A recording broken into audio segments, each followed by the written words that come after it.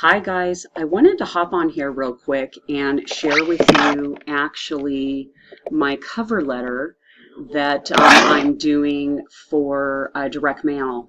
And I really recommend, I suggest that you have a cover letter on, when you're doing your mailings. And I believe that it's a good idea to actually share your story. It's also a good idea to have your picture included on your cover letter. You just want to say, kind of have a general greeting out there for people. And this is really, really key to include with your mailings.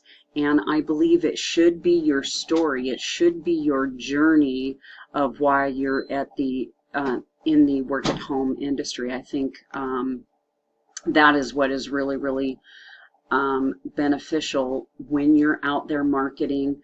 Plus, it allows people when they're opening your mail to promote, that personal connection with you.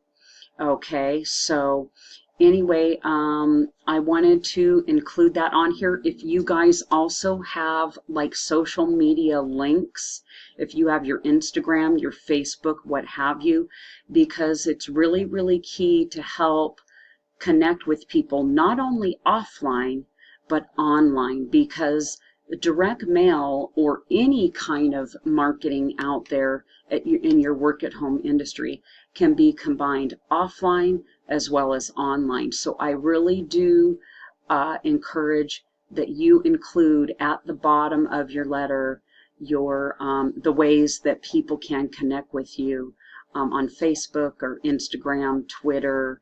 Maybe you want to indicate on an email address on there as well. Maybe you do want to include your phone number.